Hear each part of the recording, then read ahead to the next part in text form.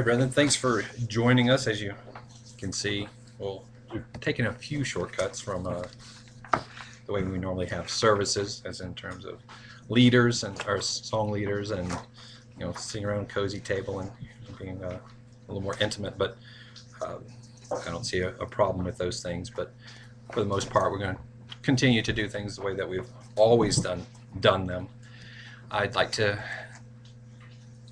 thank you guys for coming. I know what it means, and that there's still things that we have to go through, but it is time to, for me at least, to move on, to move forward. And this is the first service of the Greater Church of God. We held on for as long as we could in hopes that things would change and that things would get better and that things could be reconciled. But these things do happen. I've kind of reminded a little bit of the story of Paul and Barnabas, and even with John Mark in the mix. Paul and Barnabas they had a point where they said, okay, look, we're going to go this way. I'm going to go this way. This is Paul and Barnabas, both apostles. And Barnabas said, I'm going this way. And he took John Mark because there was a controversy over John Mark and some things that he had done before. But in the end, they did reconcile. They did get back together. Mark is one of the Gospels, the four Gospels.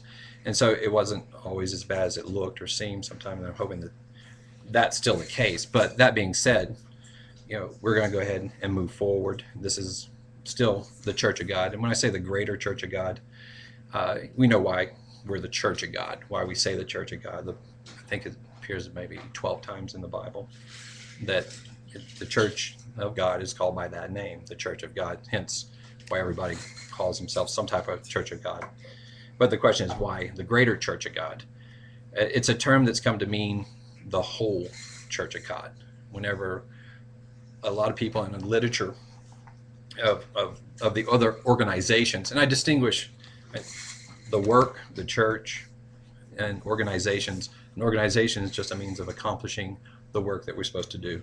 There's still just one church. It's this greater church of God that we always talk about. Of course, my goal is to let's be the greater church of God. Let's all be one church of God. Let's be unified in that way, not divisive. To those ends, I would love to work, and it's always been one of my underlying goals from the day that all this stuff happened with Worldwide. Back then, I assumed that it was going to happen, that we'd all just go from Worldwide and then start another organization, let them have Worldwide, as it were, and go on with what their beliefs were. But it didn't happen, and it seems that it continues to go the other direction. I'd love for us to all be together and still open for something like that in the future. And we may have to wait. It may have to be Christ that does it, but so be it. But the thing is, we need to continue working towards that. But it also has another meaning in terms of, in fact, two more meanings. The Bible talks about a greater love that we're supposed to have. So in Mark 12:31, it said, you shall love your neighbor as yourself. There is no other commandment greater than these.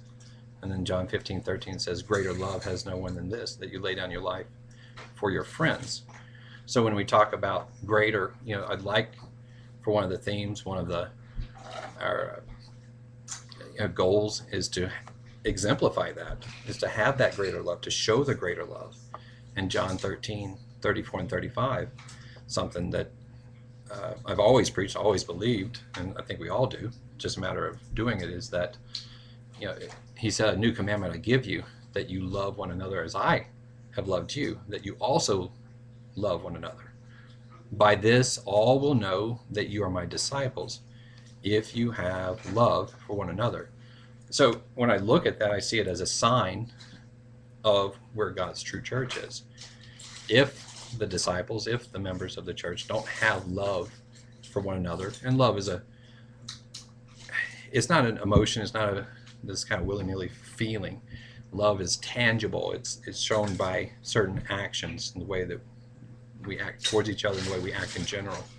So one of the things I'd love for this organization to exemplify is that love. And also in John 14:12 it says, most assuredly I say to you, he who believes in me, the works that I do he will do also, and greater works than these he will do, because I go to my Father. So, Christ said, this is Christ speaking. He said, they're going to do greater works than I did. And we talked about a few of those earlier. But there are greater works yet ahead. Are they for us specifically? Well, yes, in some respects.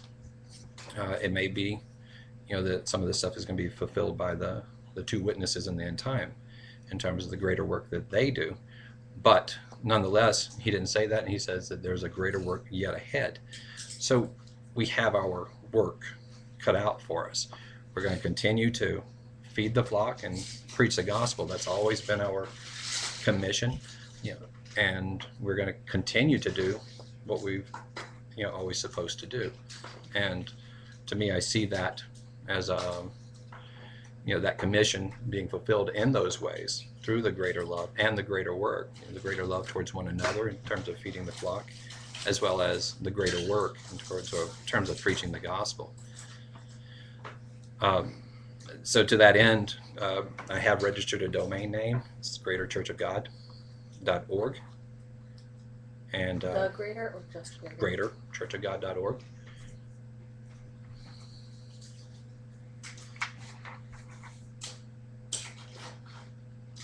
And have already started populating it, so it has some things on it.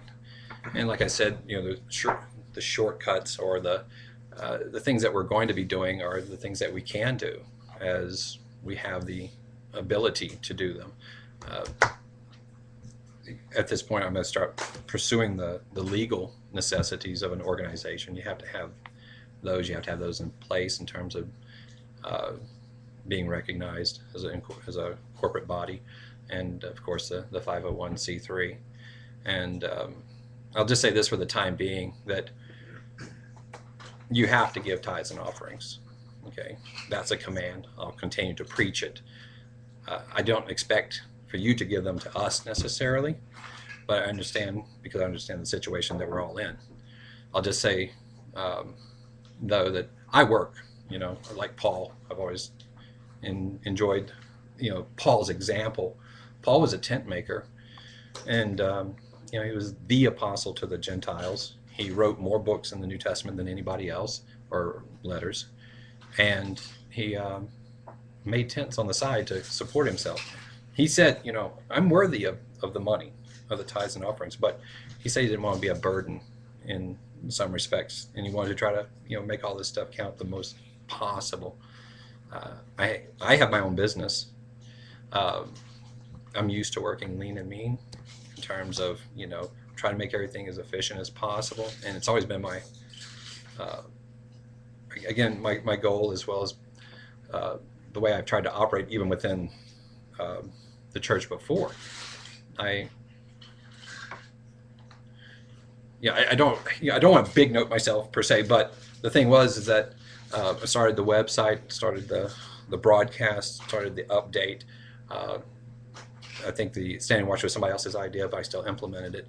So those are all the things, and we've done all those things basically with no money. So most of the stuff we do, it doesn't cost per se. So a lot of those things, and I continue to do those things that we're, again, whatever it takes, however we can most effectively. We'll be looking at it in terms of doing those same things, as well as doing more things, new things, as resources permit.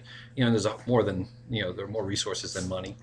And one of the things that I don't ever want to make this about is about money, because honestly, I don't care about money in that way.